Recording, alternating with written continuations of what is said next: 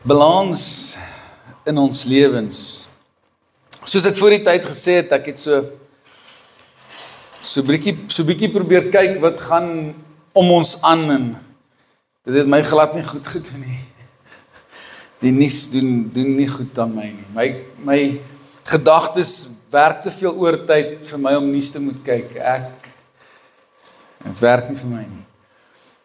Maar ek het agtergekom dat ons balans in ons lewens gaan moet vind. Ons lewe in 'n samelewing wat niks is soos wat dit was nie. Ek sien op iemand se status op hulle WhatsApp in die week, wat mis jy van die goeie ou dae? En toe sê ek vir hom die pak sla wat ek by die skool gekry het. Ek mis dit nogal. My boude het lanklaas gebrand. Nie dat my pa my nie, nou my woorde mooi tel. Die laaste week het ek myself probeer dwing om so 'n bietjie anders te dink. As iemand, ek wil amper sê al die negatiewe sou sê, het ek probeer om iets positief daaruit te kry. En as iemand iets positief sê, dan wil ek probeer uitvind, hoe kan ons hulle aanmoedig om dit, ek wil amper sê, groter te maak. En dit is so lekker wanneer jy oorwinnings in jou lewe behaal. Dit is lekker. Is iemand wat in hierdie week wat verby is, so oorwinning behaal het, akademies gewys, en so lekker om te kan sien hoe deel mens almal daaraan. En Belinda het net nou Keegan se rapport vir my gestuur, en dan voel ek sommer beter oor al die harde werk wat sy en hy gedoen het. En ek weet al die paas weet hoe dit voel, né? Dankie. Al die harde werk wat ma en die kinders insit, en dan smaal jy net en sê, my slim seun. En as hy droog maak, dan sê jy, wat maak jou kind? Maar balans in ons lewens is werklik baie belangrik. Ons lewe in 'n samelewing waar daar geen balans meer is nie. Geen balans meer is nie. Daar's nie meer balans tussen hoeveel ure en hoeveel ure werk en hoeveel ure nie werk en naweke, en daar's net glad nie meer balans nie. En die hartseer ding is, ons word soms ingesluk as Christene en kinders van die Here om net in te val by die wêreld. Want as jy, ek wil amper sê, as jy teen die stroom probeer gaan, dan loop hulle net bo oor jou, en dan voel jy naderhand so uit. En miskien moet jy uitvoel, miskien moet jy nie deel wees nie. Maar balans is nie maklik nie. En toe ek nou regtig hierdie begin dink, toe dink ek, Here, moet ek nie nou hierdie week wat ek weg is, net so 'n bietjie ekstra moeite eers doen, want ek wil hierdie reg oordra. Maar ek dink vanoggend is die regte oggend. Jy kan nie reëse in jou lewe aandurf as jy nie balans het nie. Nou ek wil iets heel aan die begin sê, en ek wil hê jy moet dit baie mooi verstaan. Ek het groot geword, en gister by die troue het ek weer met die groepie en hulle familie gesels daaroor. Ek het groot geword in 'n tyd wat Christendom en waardes en riglyne en alles amper so op jou afgeforceer was, en jy moet net so lyk, anders ek weet nie, dan is jy weg, of jy. En toe het ek agtergekom dat elke kerk en elke gesin en elkeen het sy eie stel reëls. En ek het vriende geword met 'n klomp van die mense in die gemeente, met ander woorde, die pastoor, daai tyd se seuns ook, en toe kom ek agter, maar tot hy buig die reëls so bietjie. En eendag toe gesels ek met hom, toe sê ek vir hom, dis nou Prof Burger wat baie keer hier by ons preek, sy seun. Toe gesels ek en hy bietjie, en ek sê vir hom, maar ek verstaan nie lekker nie, jy doen dan self nie eens alles nie, ek tog nou, as jy in die pastorie groot word, dan is jy volmaak, daar's nooit fout nie, daar's nooit uitdagings nie, ek meen jou pa is die pastoor. Julle kyk my so bekommerd aan, julle ook so gedink. En ek kon nie verstaan, hoe maak hy ook sulke foute nie? Kan nie wees nie, sy pa is dan, ek wil amper sê, soos ons het daai tyd gesê het, hierdie godsman wat soveel kennis en alles het. En toe ek self begin kinders kry, toe kom ek agter, maar hulle gaan deur dieselfde uitdagings as al die ander mense. Die enigste verskil is, mense dink soms dat hulle nie doen nie. En daar begin 'n balans, iewers moet jy balans vind en ek het baie gedink en gesê, Here, wat is my balans in die lewe? Wat sal balans, as ek balans moet beskryf in my lewe en in my gesin, hoe sal dit lyk? En dan moet jy baie eerlik met jouself wees, want dit gaan nie soos enigiemand anders sin lyk nie. So heel in die begin wil ek vir jou sê, dit help nie jy probeer na 'n ander gesin kyk, of 'n ander man kyk, of enige iemand nie. Ek het gister by daai troue vir die paartjie gesê, julle het ouers wat albei nog al die tyd by mekaar is en julle is geseën daarmee, en leer by hulle, maar moenie dit doen soos hulle nie, want elke huwelik het sy eie fondasie. Jy kan dit nie doen soos iemand anders nie. Niemand van ons kan ons totale lewe leef presies soos iemand anders nie. Dis nie moontlik nie. So moenie weggevoer word om te dink jy gaan dit soos iemand anders doen nie. En Dawid is seker vir my een van die beste voorbeelde as ons kom by balans. Die oomblik toe hy Goliat wou gaan aanval het hy nie net in geloof gegaan nie. Dawid was baie bekend met sy slingervel. Hy was baie goed ingeoefen, hy was goed daarmee. En dit waarin hy goed was, het God gebruik om die reus te verslaan. Natuurlik het God die oorwinning aan hom gegee, en hom die krag gegee, en die geloof gegee, en die alles gegee, maar dit waarmee hy goed was, het hy die reus verslaan. Voor hy hom gaan aanpak het, roep die koning hom en sê, nee, okay, ons gaan jou lyk my nou nie stop nie. Nadat hulle hom probeer ompraat het om te sê, jy's net 'n seun, wat sal jy tog weet? En sê die koning vir hom, okay, as jy nou so hardkoppig wil wees, vat nou ten minste net al my borshelm, vat net my swaard en vat net al die goede. En Dawid trek dit aan en hy sê, nee, ek kan nie eens loop met die goed nie. Wag, los die. Ek sal gaan waarmee ek bekend is. Want dit kan God gebruik. So heel in die begin wil ek vir jou sê, moenie jou balans, jou stabiliteit in die lewe bepaal op iemand anders nie.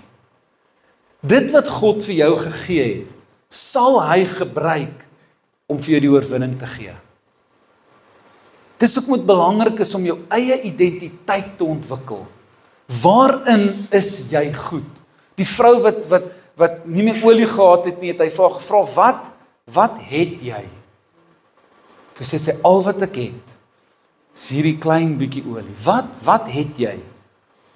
Haar totale lewe het stabiliteit gebring, met net dit wat sy het. So met dit in gedagte wil ek vir jou vra, wat het jy? Waarin is jy goed? Want glo dit of nie, maar dit waarin jy goed is, wil God gebruik. Oor die algemeen, ek was nooit so nie, die laaste paar jare het dit so bietjie verander, toe ek klein en jonk en alles was ek so skaam, ek het nie 2 woorde gepraat nie. Ek het pauze my toesprake daar in die juffrou se klas gedoen, en as haar toebroodjies lekkerder was as die dag voor dit, dan het ek maar net 0 gekry, en ek gesê, wel, dan het ek 0. Ek gaan dit nie doen nie. Vandag is dit vir my makliker om met mense te praat, maar as dit oor Christendom gaan, is dit vir my maklik. Dan kan ons hier sit vir 6 ure lank. Maar nie oor enigiets anders nie. As iemand met my oor karre wil praat, dan het ek niks om te sê, behalwe wat vir my mooi is en nie mooi is nie. So waarin is jy goed? As jy goed is in karre, kan die Here dit gebruik, sodat jy met iemand kan praat. Jy moet hom net toelaat. Waarin is jy goed? Ek weet vrouens hierso in die kombuis, as hulle koekies bak of so aan, hulle is goed daarmee, man, dan hoor jy hoe gebruik die Here hulle. Dan gesels hulle kuier, hulle maak 'n verskil, hulle doen alles. Dit bring balans in jou lewe. En sonder balans in jou lewe, sonder stabiliteit in jou lewe, gaan hierdie lewe met jou maak soos wat die Bybel sê, hy gaan jou soos in 'n see rondgooi van een kant na die ander kant. Jy gaan hierdie kant toe val en daai kant toe val en jy gaan die lewe haat. Want jy weet nie wie jy is nie en jy weet nie waar jou pad is nie. Lewe jy nog met 'n doel? Het jy nog 'n plan? Of staan jy maar elke dag op en sê, nou maar ja, kom ons kyk wat gaan die lewe vandag vir ons gee. Die eerste manier hoe om stabiliteit in jou lewe te kry is dissipline. Dissipline. En dan praat ek nou van dissipline wat jy jou kinders dissiplineer tot die plek wat jy jouself moet dissiplineer. Ons gaan so 'n bietjie in Samson se lewe kyk, daar in Rigters rond. En Samson het al die krag wat hy vir hierdie lewe nodig gehad het en om alles te oorwin, het hy reeds by God gekry. Hy het alles gehad. Maar Samson gee sy dissipline prys en hy verloor alles in sy lewe. Ek het baie jare terug gepreek oor waardes bepaal rigting. As dit vir jou voel of jy nie meer rigting in jou lewe het nie, gaan kyk maar net na die waardes in jou lewe. Aanvaar jy dinge wat jy weet jy moenie aanvaar nie? Is alles maar oukei, maar jy weet dit is nie oukei nie?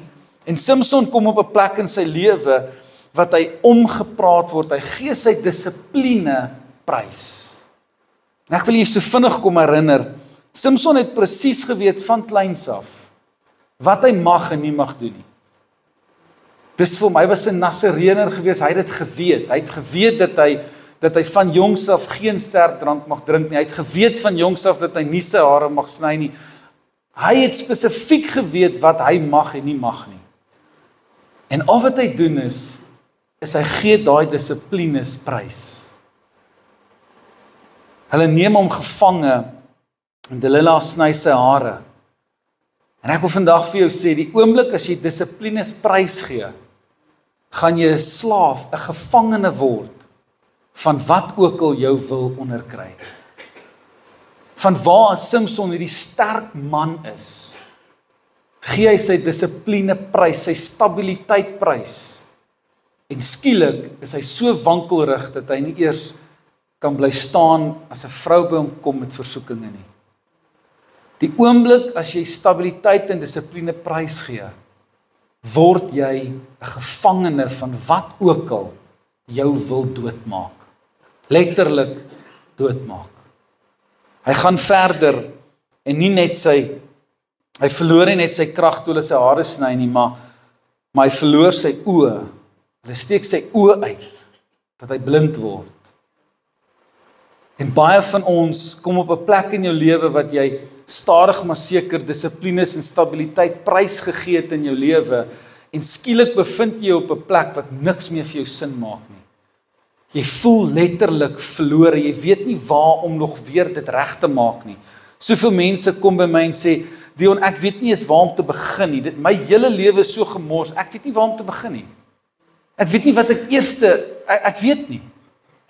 Ek het nie idee wie ek eers meer is nie. Ek weet nie. 'n Gevangene van dit wat jou jare terug wou vermoor het. Dit begin gewoonlik met 'n klein dingetjie. In my woorde, Delila kan by Samson gekom het en gesê het jy my lief? Ek het jou lief. Hy het geweet hy moenie. Hy het geweet hy mag nie met daai volk nie.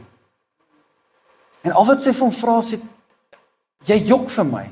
Jy sê jy het my lief, maar jy jok vir my. Jy wil nie vir my sê wat is jou geheim nie.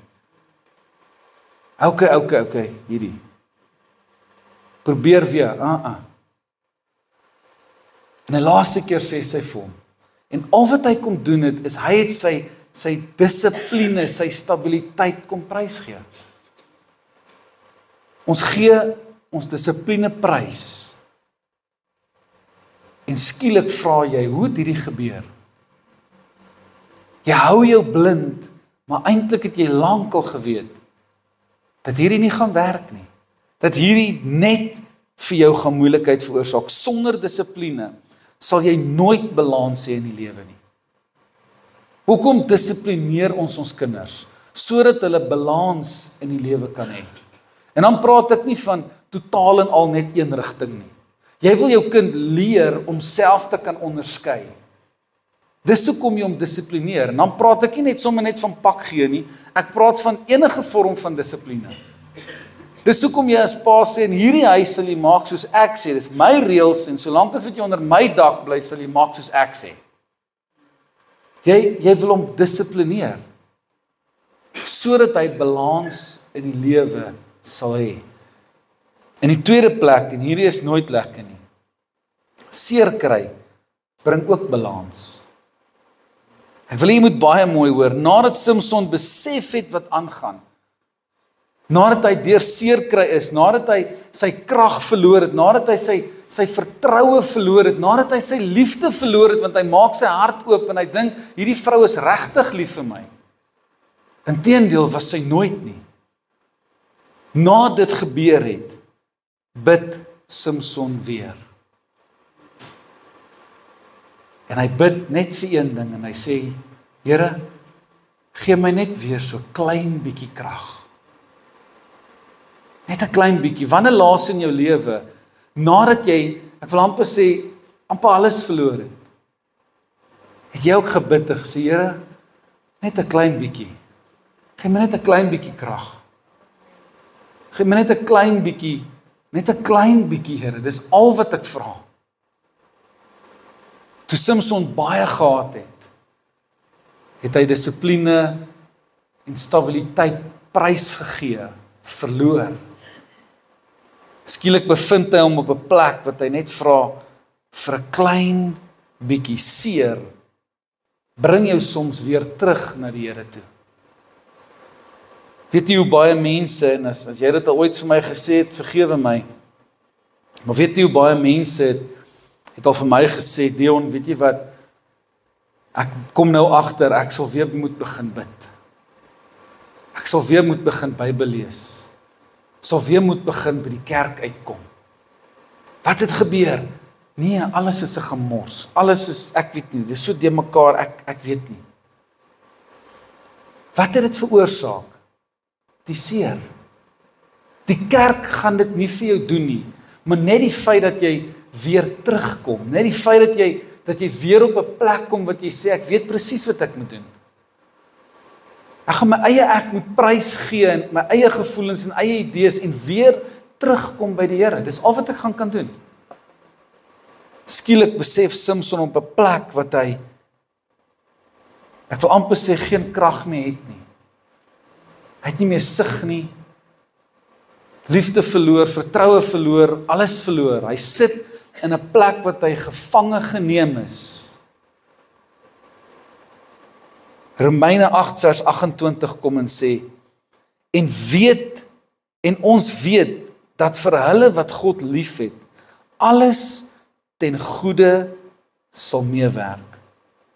Ek het al baie keer gesê, en ek is gewoonlik een van my gunsteling areas om met mense te stry, is hierdie volgende, as mense vir my sê, ag weet jy wat, alles gebeur met 'n doel. Sê ek, nee, ek glo dit nie. Daar's te veel dinge wat in die lewe gebeur, waar daar geen doel aan vir my is nie. Wat is die doel daarmee? En dit het my van baie jongs af geraak, toe daai ou op 'n stadium by kleuterskole in Amerika instap en hy skiet honderde kinders dood. Wat is die doel daaraan? Maar die Bybel sê, God sal alles ten goeie laat meewerk. Ek het al baie foute in my lewe gemaak. En soms gebruik God die foute wat ek gemaak het, om weer iets goeds en iets moois in my lewe na vore te laat kom. Daar's te veel dinge in hierdie lewe wat gebeur, wat ek geen doel aan sien nie, regtig. Maar dit dwing my, om weer terug te kom by God, en te sê, Here, vergewe my, help my, lei my, verander my. Die derde manier van balans is 'n goeie balans, en hierdie is baie belangrik.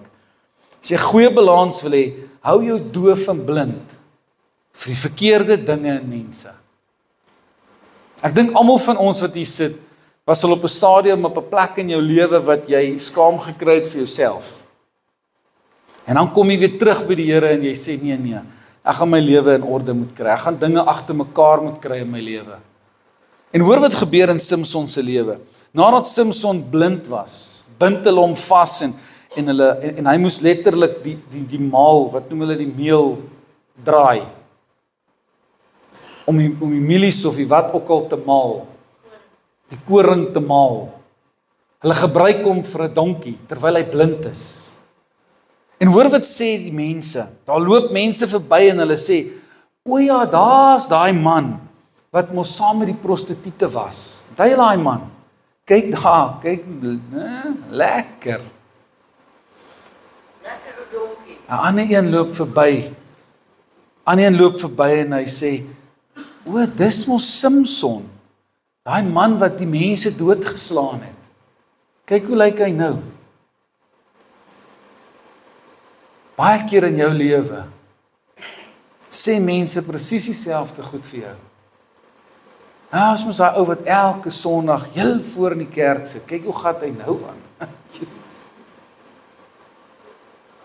Ons doen dieselfde. Daar's 'n ou, en dit is regtig vir my hartseer, en as jy hom enigstens ken, asseblief vergewe my. Daar's 'n ou op TikTok wat vir so 3-4 weke, maande, iets lank, ek het nou nie regtig om soveel gevolg nie, maar ek het 'n hele paar keer gesien dat hy Sondag vir 5-6 ure lank op TikTok live so preek en vir mense bid en vir siekes bid en al die goede.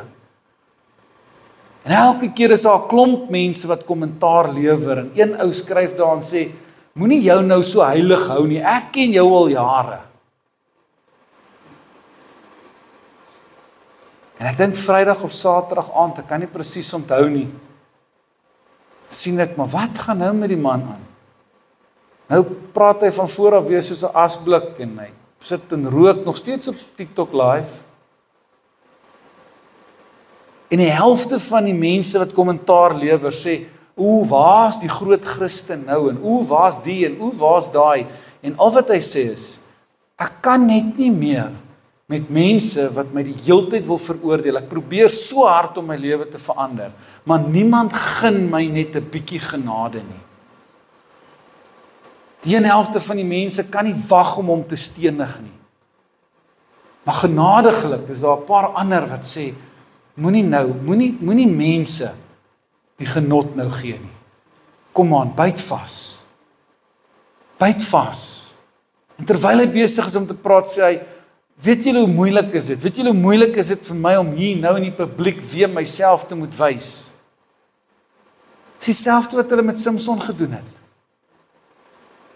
Die grootste hoeveelheid Christene wat terugval, wat op 'n slegte plek in hulle lewe was en op 'n stadium probeer het om deur te breek. Die grootste rede hoekom hulle dit nie gemaak het nie is ander Christene. Dis die grootste rede daarvoor. Vra my, ek weet.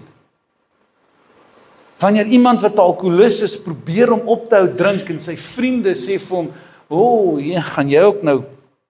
Nee, ek sien so en die en. Dis die grootste rede hoekom mense moet opgee. Dis hom eintlik hartseer.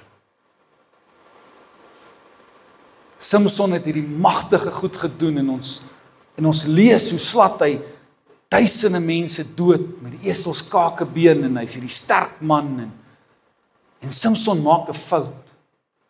Hy val. En skielik druk mense hulle vingers in sy oë en sê, kyk hoe lyk hy nou.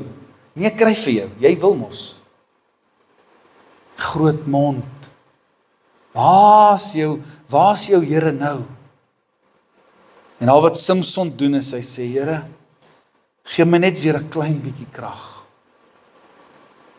Ek het myself eendag op 'n plek bevind wat toe ek so net klaar was met skool, het ek deur 'n klomp fases in my lewe gegaan. Ek het begin teologie swat en ek het al hierdie uitdagings en dan se mens daar, dan sê jy hier, dan sê jy daar, dan sê jy hier en dan wil jy wegkruip en dan gaan jy kerk toe en dan kruip jy weg en jy gaan deur 'n klomp sulke stadiums. En op 'n tyd lees ek die gedeelte van Samson. En ek dink vir myself, dit moes moeilik gewees het, want Samson vra hulle moet hom net tussen 2 pilare gaan sit. En hy's besig om met die Here te praat en hy sê, gee my net weer 'n klein bietjie krag. En ons weet, die verhaal eindig waar hy die hele gebou omtrek, bo-op almal wat daar was en homself. En ek praat met die Here en ek sê, Here, maar ek verstaan nie. Ek verstaan daai nie lekker nie. Nou is al daai mense dood en hy. So, dis nie vir my 'n mooi einde van 'n verhaal nie. As hy die gebou omgetrek het en almal is dood en hier staan hy skielik op en hy kom niks oor nie, dan sou dit nou 'n goeie verhaal gewees het. En dis asof ek besef, die Here vergewe jou.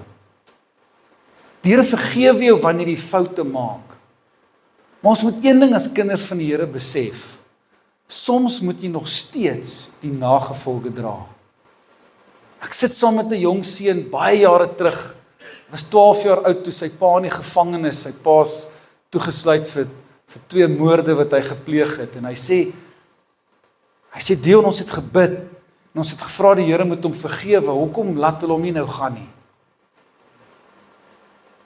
Sê ek, jong, is nou moeilik om vir jou te verduidelik, maar hy het nog steeds die moord gepleeg. Hy moet nog steeds die nagevolge dra. En God het hom vergewe. God het hom vergewe. Ek is oortuig daarvan. Sy pa het self gebid en berou gehad. Die een vrou wat deel was van die familie, het hom kom sien in die tronk. En met trane aan haar oë vir hom gevra, hoekom het jy dit gedoen? Sê net vir my, hoekom? En voordat sy omgedraai het sy vir hom gesê, ek aanvaar jou verskoning. En ek weet, dat jy die Here gevra het om jou te vergewe. Ek gaan nou vra dat die Here my sal vergewe oor hoe ek oor jou voel. Die ander vrou wou net niks weet nie. Dit is nie 'n maklike ding nie. Samson kom op 'n plek wat hy vergifnis ontvang, hy doen. Maar ongelukkig is daar nog steeds nagevolge. Alles is nie net sommer weer reg nie. Hy het nie skielik net weer begin sien en sy hare het weer gegroei en dan gaan hy net aan nie. Sy lewe was vir altyd geraak gewees. Dis hoekom jy moet versigtig wees, want God sal jou vergewe, hy's genadig, hy's getrou. Maar vir altyd gaan jou lewe dalk verander wees. Die 4de punt is, moenie net die goeie wil hê nie. Paulus kom op 'n stadium in 2 Korintiërs 4 vers 18 en hy sê, omdat ons nie let op die sigbare dinge nie, maar op die onsigbare. Want die sigbare dinge is tydelik, maar die onsigbare ewig. Pas op vir mense wat vir jou dinge wil sê wat te goed klink om waar te wees. Pas op. Ek wens ek kan met die hele skool se jong mense praat en sê, hou op, elke liewe ou glo wat sê hy is lief vir jou. Hy praat snert. Hy is nie lief vir jou nie. Hy het geen idee wat liefde is nie. Hou op om jou hele lewe sommer net vir iemand dag 2 te gee. Hou op om dit te doen. Ek het so ruk terug vir 'n jong meisie gesê, toe sy in trane by my sit, nadat sy saam met die ou geslaap het, en hy haar net 2 dae later gelos het, toe sê ek, weet jy wat, nee, as hy regtig lief is vir jou, dan sal hy dit juist nie doen nie. As hy regtig lief is vir jou, dan sal hy jou beskerm met alles wat in hom is, en dis deel daarvan. Dan weet jy, hy's regtig lief vir jou. Sê ek so, hou op om mense te glo wat jou probeer ompraat vir elke tweede ding. Ons almal weet hoe dit voel as jy by 'n winkel instap en daai salesman vertel vir jou, daai tekkies maak jou so met 20 kg ligter. Gaan nie gebeur nie. Dis 'n leuen. Die vyand verkoop elke dag leuns aan jou. Hy het dit met Adam en Eva gedoen en hy gaan dit elke dag met jou ook doen. Wees wakker want hy gebruik mense om dit te doen. Hy gebruik mense naby jou om dit te doen. Hy gebruik mense in jou huis soms om dit te doen. Wees wakker en waaksaam. Moenie net alles glo nie. Party mense het al soveel opgegee dat hulle glad nie meer enigiemand wil glo nie. Moenie jou hart verhard nie. Moenie iets glo as dit te goed klink om waar te wees nie. As die Bybel en Jesus vir jou sê, die mense, die wêreld sal julle haat, weet dit, dan kan jy dit maar glo. Daar is nie so iets, soos, ek wil amper sê, geen uitdagings op hierdie aarde nie. Die Bybel kom inteendeel, een van my gunsteling skrifgedeeltes is, hy sê, dis onvermydelik, dat daar dinge sal kom wat jou wil struikel. Maar wee hulle, deur wie dit kom. Staan in die Bybel. Die 5de punt, moenie dat die wêreld jou bang maak nie, en dis hier waar ek opgehou nuus kyk het.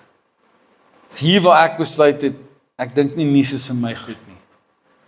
Ek het so bang geraak en begin wonder, en dan dink ek, ek het nog jong kinders, en hulle moet so en hulle moet daan, is asof die Here op 'n stadium vir my gesê het, "Hey, kom by, waar's jy op pad heen? Ek het 'n plan met hulle, waarmee is jy besig?" En ons doen dit almal. Hoeveel van ons sê nie, nee, ons kinders het geen toekoms in die land nie. Klink altyd vir my so oulik.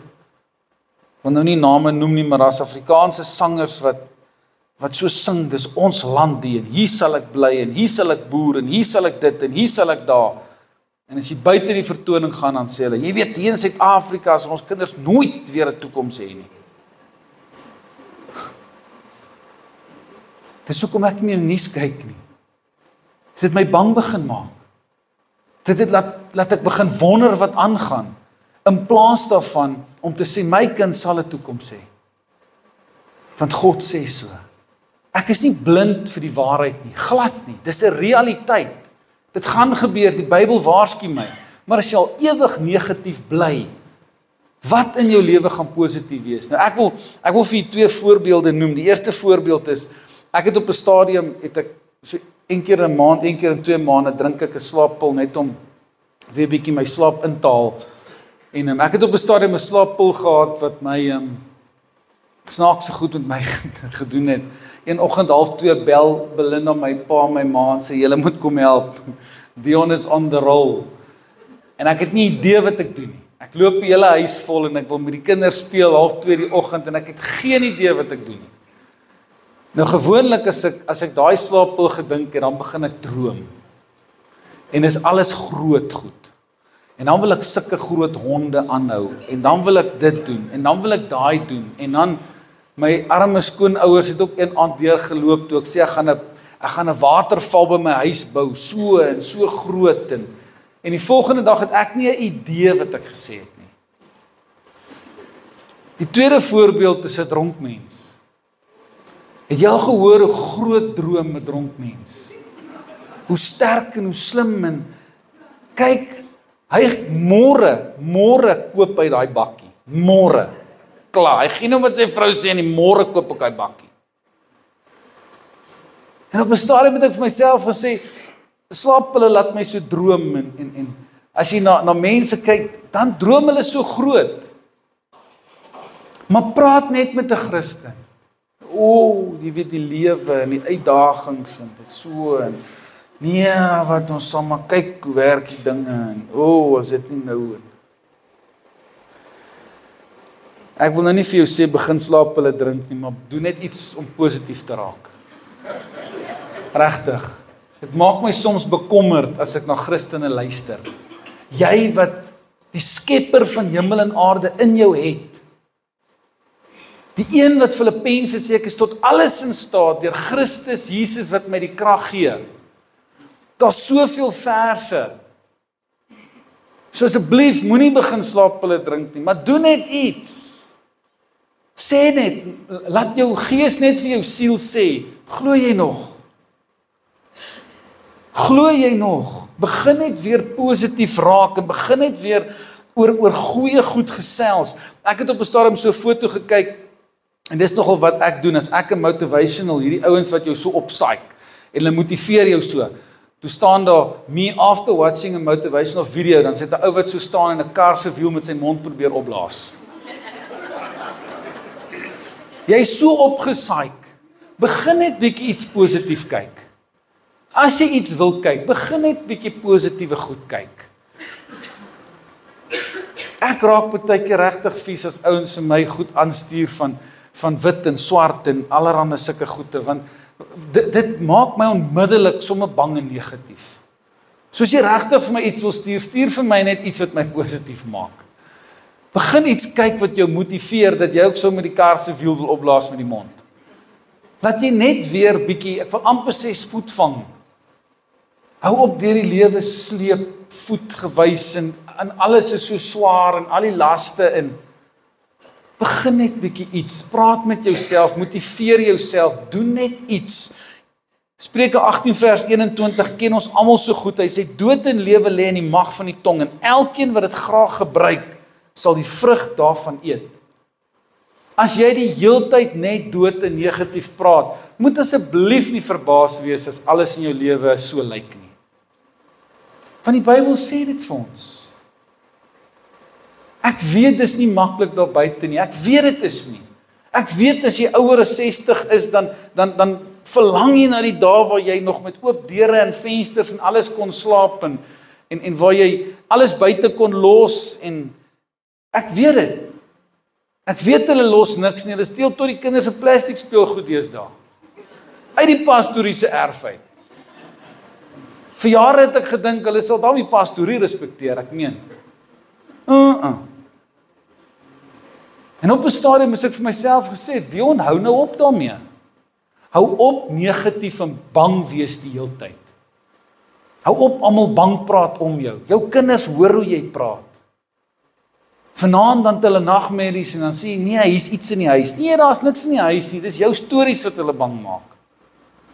Ek het so ruk terug vir 'n man gesê, toe sê hy, Dion, ek weet nie wat om te doen nie. My skoonpa is die negatiefste mens onder die son. Toe sê ek, okay, maar hou hom net weg by jou huis. Nou partykeer, julle ken my, partykeer sê ek dinge wat ek nie mooi gedink het nie. Maar die probleem is, sy kleinkinders is al so bang. Elke keer as hy daar kom kuier, dit sukkel hulle vir 2-3 weke lank om net weer die kinders rustig te kry. Nee, gaan kuier maar by hom of iets, of praat met hom of doen iets. Ons maak onsself soms bang en ek gaan weer sê, ek weet dis 'n realiteit.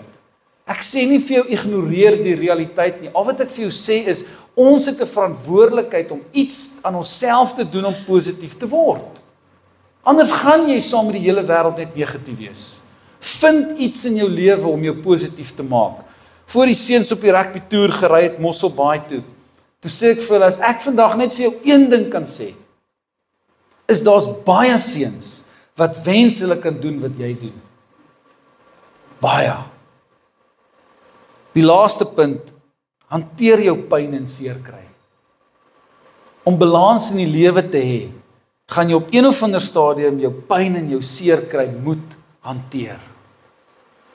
Weereens, dis nie lekker nie. Vind 'n manier om jouself daar uit te kry. Vind 'n manier om jouself op 'n plek te kry wat jy nie in sak en as sit vir hoe lank nie. Ek staan nie vandag hier en sê vir jou dit gebeur nooit met my nie. Ek dink ek het meer afdae as meeste van julle wat hier sit. Ek het baie dae wat ek sê, Here, ek weet nie meer nie. Ek het baie dae wat mense vir my vra, Dion, bid saam met my pa, of hy's baie siek en ons bid saam en ons vertrou in baie dae. Ek het baie dae wat ek aan my eie geloof twyfel, want ek sien nie wat ek glo in my hart nie, ek sien dit nie. En soms is ek dankbaar dat die Here vir my 'n vrou gegee het wat 99.9% van die tyd my grootste motivering is, want iemand lag nou die dag, toe sê hulle, toe hulle sien sy glimlag nie, toe weet hulle, okay, maar nou is dit regtig erg. Nou is dit dan regtig erg. Vind iets in jou lewe. Ons het begin deur te sê, Dawid het nie net deur geloof die reus oorwin nie. Hy was ingeoefen in die slingervel. Hy moes iets doen om die beer en die leeu en die wolf en die alles wat sy skape wou steel te wen, te oorwin. Hy moes iets doen. My vraag aan jou vandag is, wat het jy nodig om te doen om jou eie gedagtes, jou eie negativiteit, jou eie moedeloosheid, wat het jy nodig om dit te oorwin? Want as jy dit nie gaan oorwin nie, gaan jy nie balans en stabiliteit in jou lewe hê nie, en hierdie lewe gaan vir jou rondgooi van een kant na die ander kant toe, en dan gaan jy op 'n hoekie sit, en jy gaan vir jouself vra, maar waar is die Here?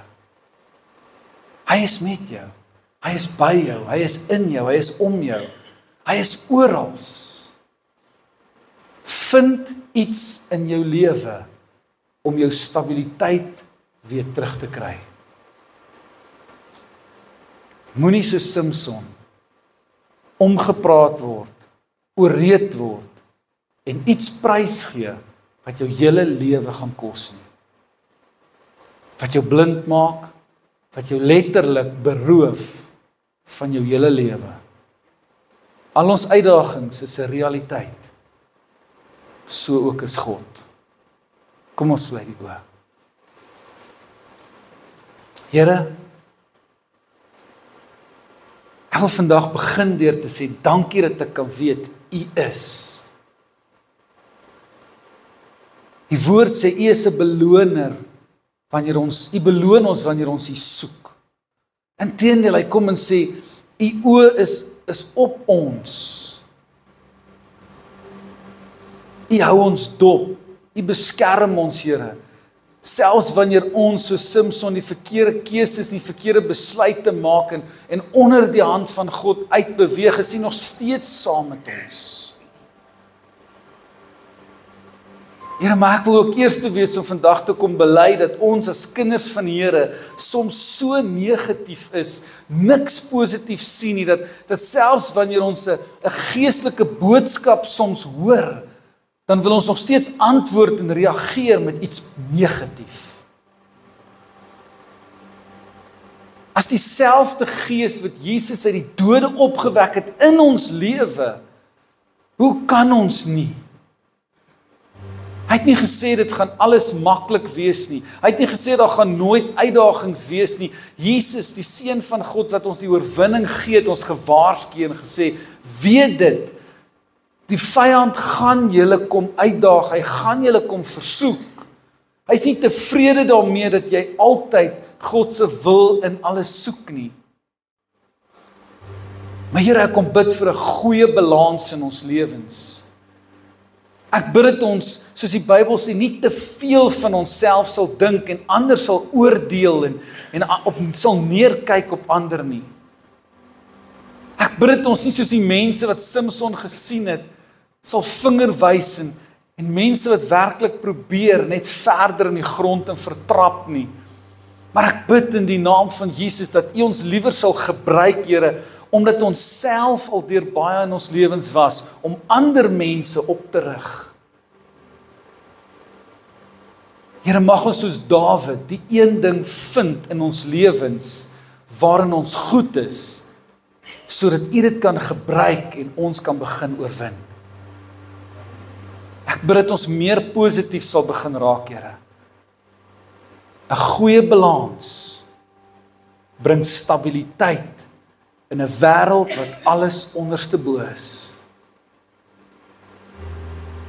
As kind van God het ons 'n verantwoordelikheid om in 'n stikkende gebroke wêreld stabiliteit uit te straal, balans uit te straal en so Jesus uit te straal. Ons is nie perfek nie, Here. Ons maak baie foute. Ons sê baie keer wat ons nie moet sê nie. Ons doen baie keer wat ons nie moet doen nie. Maar help ons om eerlik met onsself te wees, te kan bely, sodat U ons kan vergewe en ons weer stabiliteit in ons lewens kan vind. Ons wil U verheerlik in Jesus naam. Amen, amen. Die Here seën.